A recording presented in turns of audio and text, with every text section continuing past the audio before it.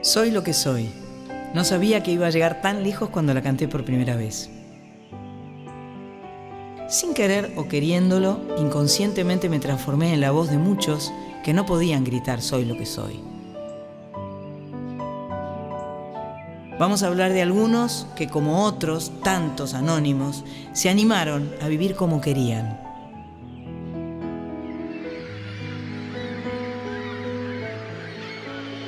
Se animaron a vivir de su pasión y rompieron los moldes en su carrera y en su vida.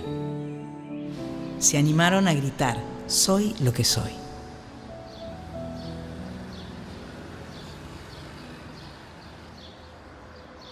Alejandra Pizarnik nunca se sintió parte de este mundo. Para ella el poeta tenía que ser el más extranjero de todos los hombres sobre la tierra. A ella lo único que le importaba era la palabra. Su mundo era la poesía y allí se refugió hasta que sintió que no había escondite posible, que la palabra no podía salvarla. A pesar de su vida corta, se las ingenió para marcar una huella profunda en la cultura argentina. Transgresora, siempre rompiendo los moldes, se convirtió en una leyenda y su mito se agigantó tras su final trágico. Alejandra Pizarnik fue mucho más que eso. Alejandra fue una mujer única que hizo las cosas a su manera. Una mujer que llevó todos sus pesares y sus alegrías al terreno de la literatura, ¿no? Era una poeta muy original y era una enamorada de las palabras, por supuesto. Se la puede imitar, se la ha plagiado, pero lo que no se puede copiar es su voz, porque tiene una voz muy de tinieblas y muy al mismo tiempo muy convincente. Hay algo que yo siempre cito, que es cuando ella dice hacer con mi cuerpo el cuerpo del poema. Va a decir, yo lo he sentido y lo he planteado desde que empecé a estudiarla, que es como el poeta maldito argentino.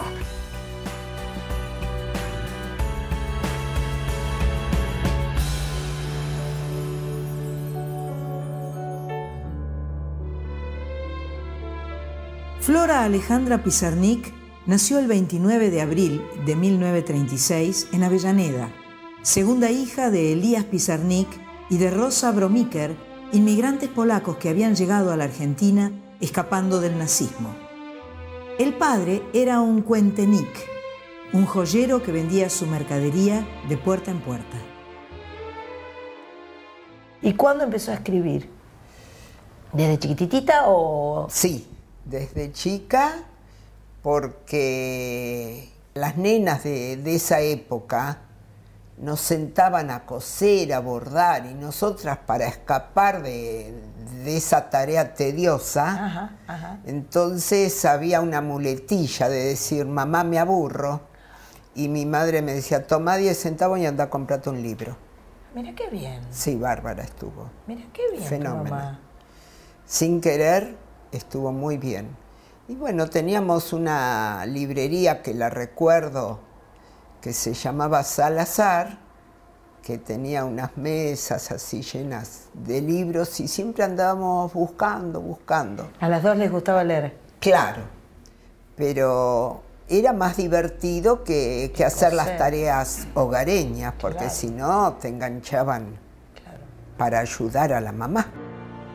Los años de juventud de Alejandra Pizarnik no fueron nada fáciles. Hablaba con un acento muy particular y sufría por sus problemas de acné y cierta tendencia a engordar. La gran obsesión de Alejandra era la gordura. Entonces, desde adolescente empieza a tomar pastillas para no engordar, para no tener hambre. Y bueno, todo eso se va armando como verdaderamente una cadena siniestra que se le va a envolver en ella. Ella estaba muy incómoda con su cuerpo muchas veces.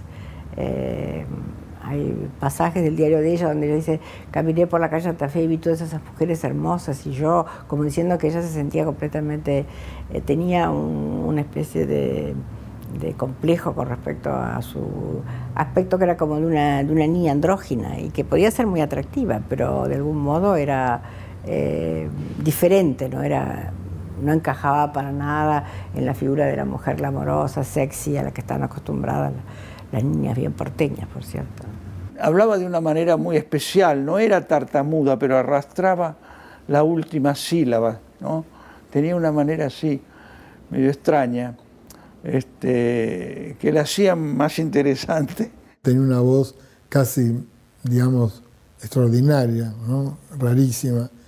Muchos dicen, bueno, afásica, pero realmente una voz muy grave que se puede apreciar en ese fragmento que después grabó para la presentación de un libro mío, mi libro escrito con un nictógrafo.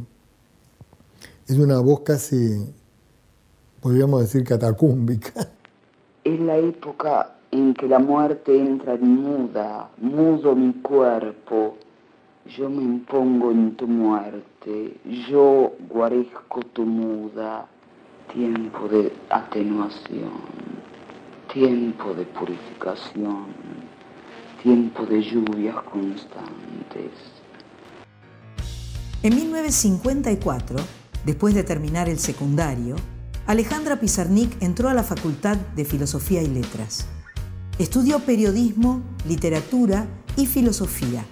Aunque nunca se recibió, se nutrió del ambiente que se respiraba en los pasillos de la facultad y allí también conoció a Juan Jacobo Bajarlía, alguien que sería una influencia decisiva en su vida. A ella le interesaba mucho el surrealismo francés. Ella era una amante de los poetas franceses, sobre todo los poetas malditos, esos raros de los que escribió Rubén Darío. Lo conoce a Bajarlía, hay una relación muy cercana porque él es como alguien que le introduce en el mundo de las vanguardias. Alejandra, a través de Juan Jacobo, logra entrar o por lo menos conocerlos. El círculo de Oliverio Girondo y de Nora Lange, y de ahí la conoce el Gorosco. La relación entre Bajarlía y Alejandra Pizarnik iba a ir más allá del vínculo entre profesor y alumna. Mientras los problemas en su casa aumentaban y la convivencia con su madre se hacía cada vez más difícil, la admiración y el sentimiento de Alejandra hacia su maestro crecían y la impulsaban a tomar decisiones insospechadas. El relato ese que leí, que cuenta su amigo Bajarlía, que cuenta que ella fue y le dijo, ¿querés casarte conmigo? Casémonos o no sé cuánto. Eso es una incógnita, no sabemos si es verdad o no.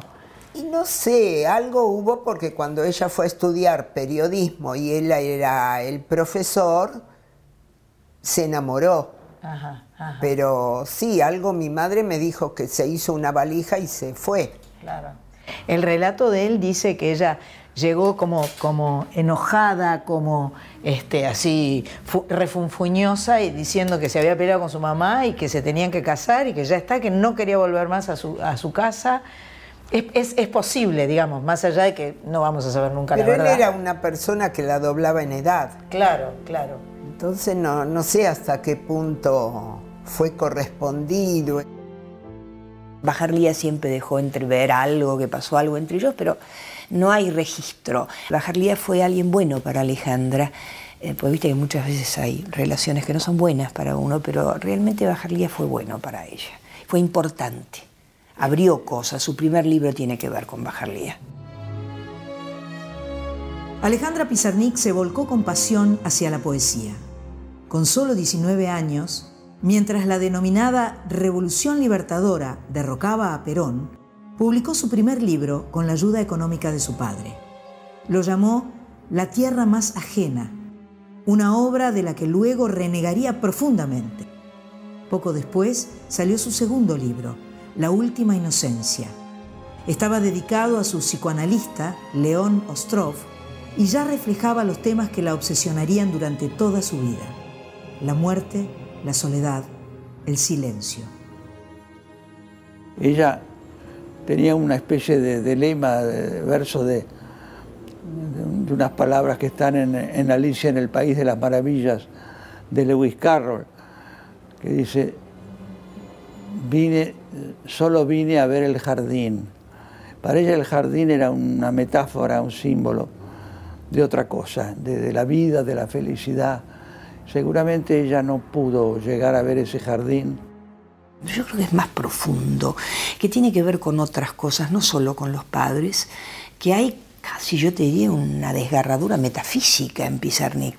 Esas cartas con Ostrov, que fue su psicoanalista, son maravillosas. Me parece que ahí se profundizó mucho lo que ella sentía, su patos, ¿no? su enfermedad, en todo caso, melancólica, ¿no? Su malestar, su angustia, ¿no? Existencial, ¿no? Escribo para que no suceda lo que temo, para que lo que me hiere no sea, para alejar al malo.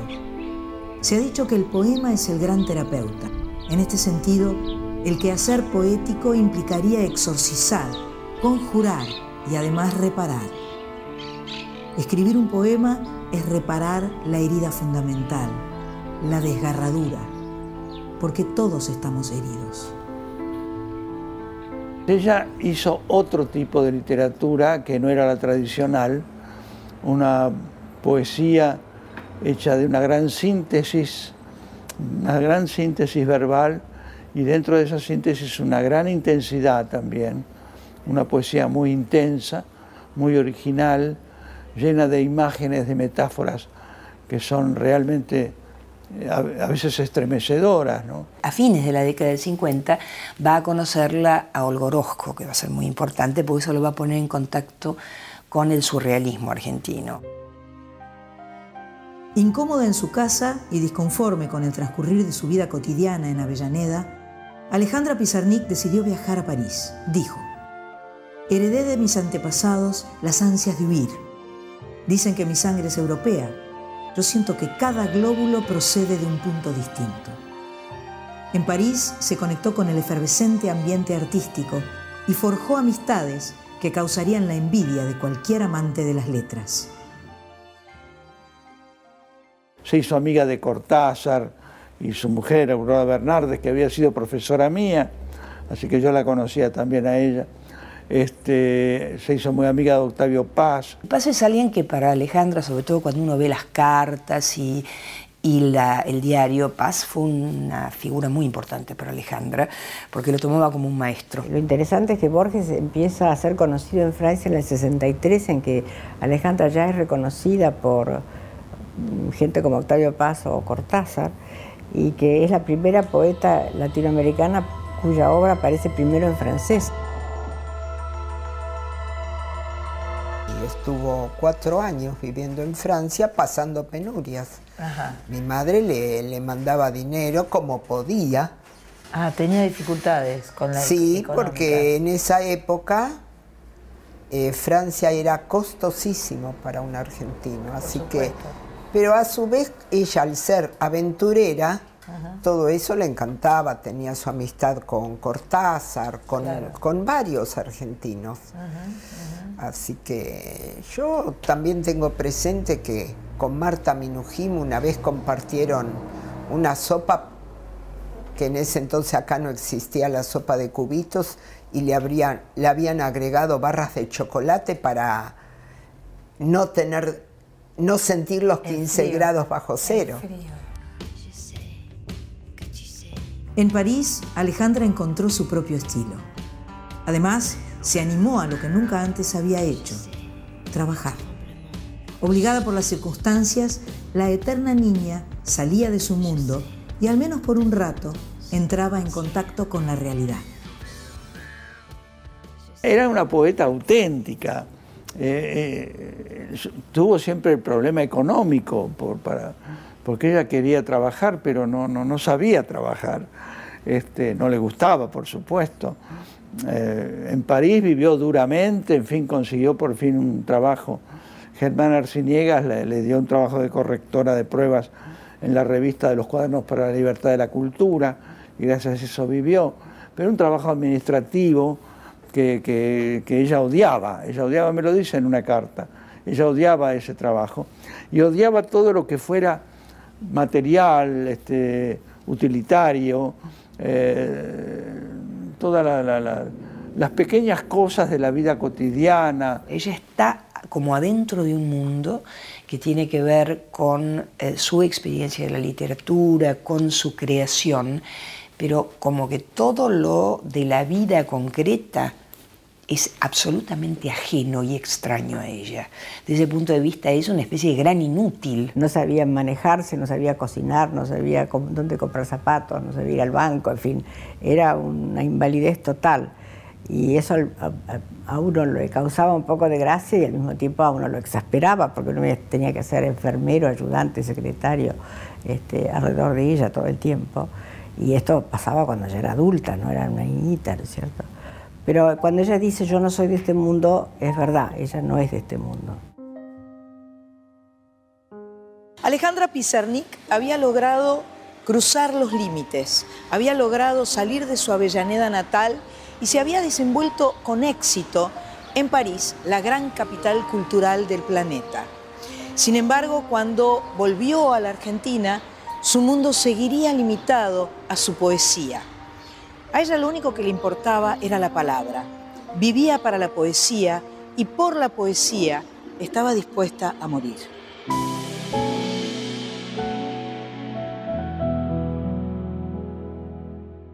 De alguna manera, el regreso a la Argentina de Alejandra Pizarnik fue el principio del fin para ella. La Alejandra que volvió de viaje era otra. Era una transgresora, una poeta maldita que resaltaba por sobre el resto. Tras publicar todo lo que había escrito en París, su pluma fue mutando hacia un rumbo que nunca la llegaría a conformar del todo. Yo la vi irse como chiquilina y la vi volver muy adulta, con un saco como usaban los Beatles. Ajá. Era su uniforme. Ajá. Y después ropa muy extraña que había comprado, que acá no existía estar con el ombligo al aire. Ajá. Y yo caminando al lado de ella por la avenida Córdoba, decía, no puedo entender cómo está vestida de esa manera, con un pantalón de pana color violeta, con patas de elefante, con el ombligo al aire y una remera cortita por acá. Y yo decía después, bueno, esto es mi hermana. ¿A vos te parecía muy mal todo eso? ¿No te gustaba nada? No era que me parecía mal, porque ella como con su simpatía tapaba todo. Claro. Entonces, pero amigas mías decían, ¿de dónde salió tu hermana? Claro, claro. Era un bicho raro. Era bicho raro, exactamente. O iba a Miramar y se tomaba el tren y también, si alguien la veía en ese tren, decía, pero vi a tu hermana hecha una linchera. Alejandra jugaba a ser una niña terrible, jugaba a ser una poeta maldita, le gustaba eso, ¿no? Lo era, pero había también mucho de voluntad en eso, de querer serlo, ¿no? Como los poetas surrealistas o los poetas malditos que ella admiraba, ¿no? Era una persona de esas que cuando entran en un cuarto cambian la temperatura del cuarto, eso era absolutamente innegable. Y lo he visto en mi vida en muchas ocasiones sociales, producía un impacto extraordinario. Alguien entra en silencio y me abandona. Ahora la soledad no está sola. Tú hablas como la noche, tú anuncias como la sed. La publicación de su libro Los trabajos y las noches llenó a Alejandra de premios y reconocimiento. En 1968 ganó la prestigiosa beca Guggenheim. Aún afectada por la imprevista muerte de su padre un año antes, viajó a Nueva York y de allí siguió a París, donde esperaba revivir buenas épocas. Lo que encontró la desilusionó por completo. Y se encuentra con otro París, ya no es la bohemia, ya no está todo el mundo disponible y no se siente bien. Claro, es en el 68, pues están todos los movimientos estudiantiles, todo el movimiento estudiantil, mayo del 68. y se siente incómoda también en París. Cuando llega a París ya todo el mundo, cada uno está en su propia carrera y ya no tiene ella la resonancia que tenía. Y cuando viene acá, a pesar de que sigue teniendo su círculo de amigos, ya no es lo mismo, ya no hay esa... Se están cerrando las puertas. Ella volvió muy decepcionada y ya había cambiado. Alejandra ya no era la muchacha aquella que yo había conocido, había cambiado mucho. Ella tomaba ya muchas anfetaminas. En 1970 tuvo que ser internada de urgencia en el Hospital Pirovano, intoxicada de anfetaminas. Los médicos lograron salvarla, pero su vida comenzaba a pender de un hilo. La crítica no acompañaba a sus libros como antes, y ese mundo en el que siempre había podido refugiarse comenzaba a desvanecerse. Hay un momento en que ella también rompe con el lenguaje, destroza el lenguaje. Ella estaba como descubriendo un mundo, a pesar de que algunos escritores que vinieron de otros lugares y le dijeron, mira, esto no vale mucho, vale más la obra tuya de los poemas pequeños. Y ella eso lo angustiaba muchísimo, eso sí que lo angustiaba mucho, ¿no? Las palabras ya no le servían para decir, ya no le eran útiles para decir lo que ella quería decir. En una carta a una amiga le dice, los poemas de Alejandra, la Alejandra de los poemas ya no existe. Esa ferocidad, esa pared con la que se encuentra, la reduce a un estado de angustia y de desesperación muy grave. Alejandra Pizarnik murió el 25 de septiembre de 1972, después de haber tomado 50 pastillas de un potente barbitúrico en su departamento porteño de la calle Montevideo. Tenía 36 años.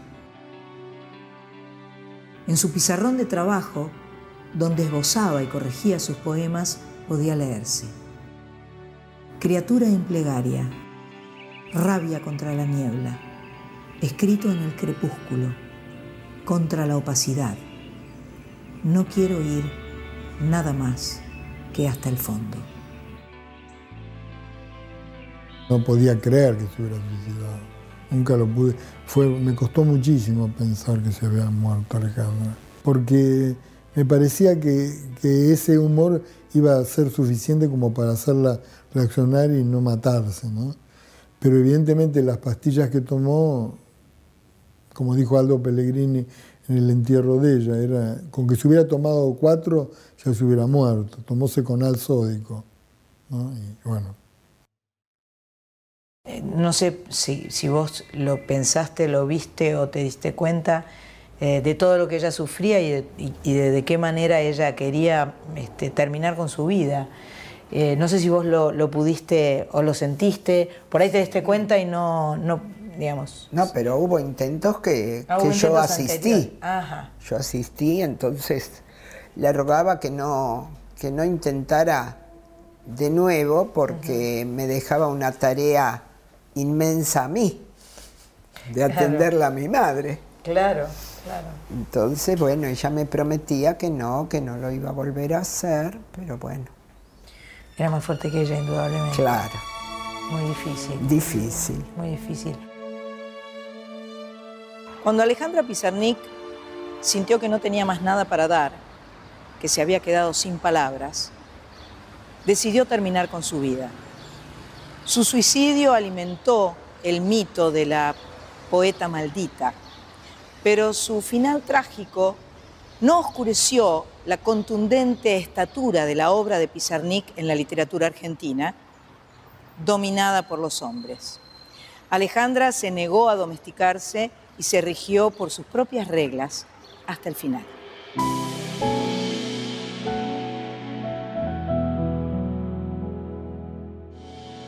Alejandra Pizarnik había apostado todo a la literatura. Cuando a su casa de lenguaje se le voló el techo, se quedó desnuda, frágil a la vista de todos. Tras su suicidio y con la llegada de la dictadura militar, su obra quedó prácticamente oculta durante muchos años. Con el regreso de la democracia, se multiplicaron las ediciones póstumas de su obra, se rescataron poesías, correspondencia y se editó un diario personal del cual todavía no se conoce su totalidad. El mito de Alejandra ya existía en vida de ella. Ya había muchas chicas, poetas o no, por lo general poetas, que la imitaban. Y que la imitaban no solamente en su poesía, sino que la imitaban hasta en su forma de ser, de vestirse. Se convirtió en un ícono rápidamente. Ya en ese momento, además en los 70, ya incluso está como... ya tiene una pátina de muerte de rocker. La maldición del suicidio fue que la gente la tomó nada más que por ese lado, por esa beta trágica.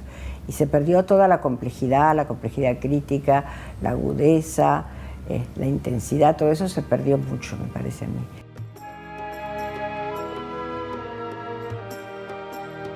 Evidentemente te seguís sorprendiendo por la repercusión de la obra de Alejandra y cómo se la sigue recordando y cómo sigue suscitando mucho interés lo de ella. ¿Cómo crees que se la va a recordar? ¿Cómo pensás que vamos a seguir hablando en la Argentina y en el mundo, ¿no?, de Alejandra y de su obra? ¿Qué te parece que van a decir? Que es una pionera, bueno, indudablemente es una vanguardista, ¿no? Claro. Pero bueno, yo pienso que al descubrirla en ese momento, siempre sorprende. La vida, la obra de ella es sorprendente. Por lo menos para nosotros, así como familia, siempre nos llama la atención. O la primera vez que dieron una película y vimos una cola de toda una cuadra y dijimos, no, acá no debe de ser al lado. Entonces no imaginábamos de que podía tener semejante, no sé, porque todos la admiraron o la admiran. Alejandra estaba rodeada de amigos, pero también era una gran solitaria. Hasta sus últimos días invocó al amor, que le era esquivo, con estas bellas palabras. No importa si cuando llama el amor yo estoy muerta. Vendré, siempre vendré, si alguna vez llama el amor. ¿No se le conocían novios ni vínculos sentimentales? O sea, ¿es como que le costaba o vos supiste que ella estaba enamorada y no lo pudo concretar? Esa parte de ella es la que está por ahí, es la que genera interrogantes, ¿no? Yo lo que recuerdo, que mi madre, al seguir viviendo con ella, ¿no?, con discusiones, entonces le decía, ay, ¿cuándo te vas a casar y dejarme de molestar? Claro. Y ella, mi madre, me contestó que un día le dijo, mira, mamá, yo estoy casada, pero con la poesía. Yo creo que ella tenía una gran libertad y en esa época ser bisexual era muy poco reconocible y reconocido. Es decir, que ella no era homosexual, ella era bisexual, que todos lo somos. Pero eso es un problema que todavía hoy estamos enfrentando. Y ella lo vivió con bastante naturalidad desde el principio. Creo que detestaba el encasillamiento. Hay una cosa, yo creo que es mucho más transgresora por eso, porque no quiere ser ni una cosa ni la otra. Hay algo como de alguien que es muy nómade en eso. De pronto tiene relaciones con hombres, de pronto con mujeres, sí, pero ella se niega a reconocerse, por más que le gusten las mujeres y todo, y las ame y todo lo demás, y hable de sus relaciones con mujeres, lesbiana no. Yo digo siempre que Alejandra, porque muchas veces me preguntan de su sexualidad, ¿no?, que es una cosa bastante habitual en estos tiempos, y yo digo que ella en realidad veía a la gente como esos alfabetos antiguos que están hechos con letras. Son un alfabeto de letras que debe decir que están hechos con cuerpos. Bueno, yo creo que ella donde veía un cuerpo veía letras. Cosas que se movían como un alfabeto, como un abecedario, ¿no? Y yo creo que también puede haber influido en su suicidio un gran amor que ella tuvo al final con una muchacha que era poeta y crítica y que tuvo una beca para ir a Estados Unidos, y bueno, y se fue a Estados Unidos. Y la ausencia de esa chica, ella la perturbó mucho. En 1967, Alejandra conoce y se fascina con Silvina Ocampo, esposa de Adolfo Bioy Casares. Amor no correspondido, romance efímero, mutua admiración entre escritoras. Lo cierto es que Alejandra le declaró su amor en encendidas cartas. Le dijo en una de ellas: Silvín, mi vida, en el sentido literal. Le escribí a Adolfito para que nuestra amistad no se duerma. Me atreví a rogarle que te bese. Poco, 5 o 6 veces, de mi parte. Y creo que se dio cuenta de que te amo, sin fondo. A él lo amo, pero es distinto. Vos sabés, ¿no? Y con Silvina tenía un enganche especial, ¿no? Tenía como un... A mí me contaba que iba a comer a la casa ahí con Silvina y con el marido, pero otro tipo de cosas no. Conmigo era una persona, quizás con otros era otra. Es posible, claro, es lógico. Ahora después uno va, qué sé yo, pensando, deduciendo, pero no, sin que me lo haya dicho directo. Cuando se habla de la, no sé si de la relación, de la fascinación de Alejandra por Silvina, no se puede dejar de señalar que es una escritora, que son 2 escritoras. No es simplemente la relación de 2 mujeres, es de 2 escritoras, porque está toda la fascinación pasa por ahí. Mucho de eso podría haber transcurrido en su imaginación. Pero hay otros amigos como Fernando Noy que te dicen de ninguna manera ellas tenían un romance, estaban enamoradas, en fin. Creo que Alejandra también durante su vida plantó un montón de pistas, plantó un montón de evidencia, alguna verdadera y otra no, también para construirse como personaje.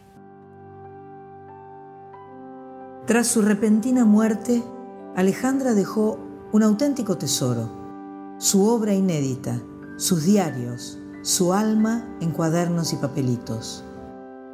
Olga Orozco y Ana Becquiu pasaron meses en su departamento ordenando su legado. El golpe militar de 1976 y los años oscuros que se sucedieron los convirtieron en papeles que quemaban y fueron sacados del país.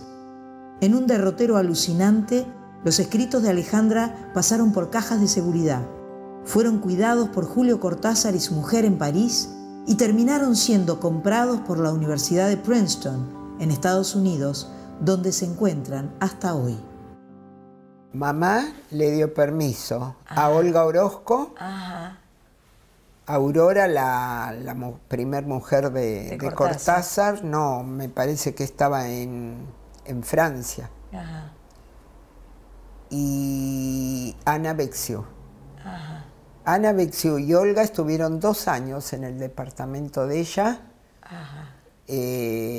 juntando así, me imagino, obra inédita. Claro. Que si lo hubiéramos tenido mi madre y yo, hubiera sido un desastre porque lo hubiéramos... Claro, porque no hubieran sabido cómo... ¿Qué hacer? Empezamos primero a regalar, que había muchos libros en francés. No sabíamos manejarnos. Y la verdad que tampoco sabíamos manejarnos de todo lo que ella hizo, que día a día era más asombroso. El camino de los escritos de Alejandra después de su muerte fue bastante azaroso. Yo decía que era como los antiguos textos sagrados de los náhuatl, ¿no? De los aztecas, porque realmente empezó a pasar algo como que iban de acá para allá, ¿no? Primero fueron amigas de ella y sacaron todos los escritos como para preservarlos, ¿no? Los sacaron y los mantuvieron en un lugar secreto, digamos, ¿no? Después de ahí pasó a la casa también de unos amigos, ¿no? Y estuvo ahí secreto. Esos amigos una vez tenían que salir de viaje y se los dieron a otros amigos. En primer lugar hubo una gran confusión y desaparecieron papeles de su departamento, porque la gente apareció en una situación medio tumultuosa y desaparecieron papeles importantes. Otros papeles fueron a parar a Orozco, pero esos papeles, en esa época las cosas estaban muy pesadas. Olga era una persona en cierto sentido temerosa o quisquillosa y no quería tener esos papeles tan revulsivos o tan subversivos en su casa, entonces se los encargó a una persona que los llevaría a Europa para entregárselos a Cortázar. Bueno, ese trámite tuvo una cantidad de incidentes, pero al final Cortázar sí toma en sus manos muchos inéditos y el diario. Y cuando muere Cortázar, eso queda en manos de Aurora Bernardes, que era una de las esposas de Cortázar. Entonces Aurora Bernardes se encuentra con eso y bueno, se conecta con la familia, se conecta con la gente amiga de Alejandra y bueno, la familia después decide que eso se vaya a Princeton y indudablemente Cortázar y Aurora tuvieron durante años la obra inédita de Alejandra en los diarios y fue de una enorme importancia, porque además si no hubiera sido por ellos, es decir, ellos son los que la preservan. Con el regreso de la democracia, la obra de Pizarnik volvió a ver la luz. Se reeditaron sus libros en importantes editoriales y resurgió su voz, oculta durante tantos años. Fue la publicación de sus diarios lo que desató la polémica. Varios especialistas dijeron que se habían censurado fragmentos, por ejemplo, los relacionados a su sexualidad. Alejandra, la poeta maldita, ya lejos de este mundo, seguía dando que hablar. Hay varios fragmentos del diario que no están incluidos en la edición que finalmente se publicó. Y la pregunta siempre termina siendo por qué se decidió omitir cierta parte de esos diarios. En esos fragmentos Alejandra expresa de una manera muy explícita cuestiones relacionadas con la sexualidad. La familia no quería, la hermana y los sobrinos no querían que apareciera todo lo vinculado con la sexualidad y tampoco referencias a gente que estuviera todavía viva. Ciertamente hay cortes y hay cortes que son más o menos explicables porque pueden, digamos, afectar la intimidad o la privacidad de cierta gente que no hay por qué estar difundiendo, y otros cortes que son un poco inexplicables, que son con respecto a opiniones literarias de Alejandra, etcétera, etcétera. Eso hay mucha discusión acerca de cómo se realizaron las ediciones. Alejandra Pizarnik, la primera mujer entre los poetas malditos, la dueña de una belleza andrógina y de una pluma certera, atravesó este mundo con el destello y la potencia de un rayo. Fue una transgresora, una mujer que rompió el molde en todos los sentidos posibles. Va a romper también con la sexualidad fija, no solo porque tenga relaciones con mujeres homosexuales, sino porque va a mantenerse en el doble juego, homosexualidad y heterosexualidad. Entonces es una bisexual que tampoco es algo muy común. Rompió con el molde de la poeta a la que en esa época y todavía se le suele decir poetisa. Es como por un lado como un diminutivo y por otro lado como un disciplinamiento, ¿no? Una chica correcta. Parece que no es nada correcta. Las lecturas de sus poemas son como meter los dedos en un enchufe, es decir, es algo, produce como una especie de electricidad negra y eso lo puede hacer solamente ella.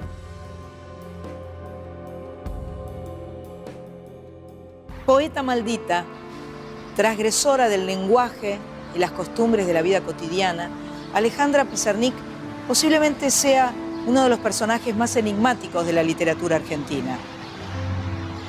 Cuando sintió que su don poético se desmoronaba, ya no hubo dónde seguir viviendo.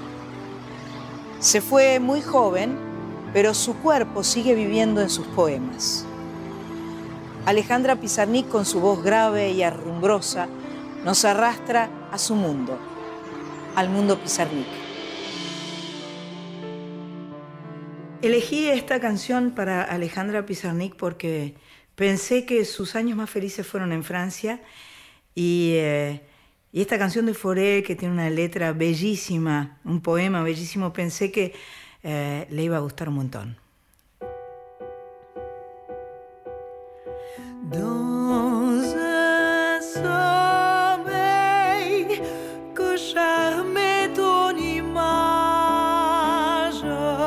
je rêvais le bonheur, ardent mirage.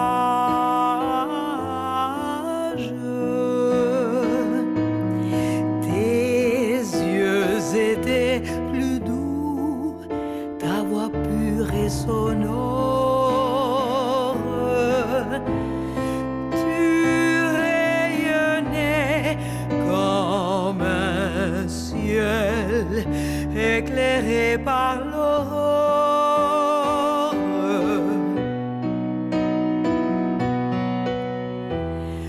Tu m'appelais et je quittais la terre pour m'enfuir avec toi vers la lumière.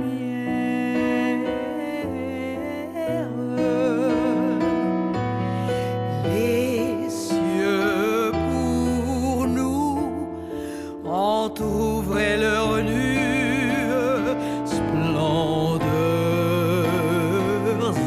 inconnues, lueurs divines entrevues. Hélas, hélas, triste réveil des songes, je t'appelle aux nuits, rends-moi tes mensonges.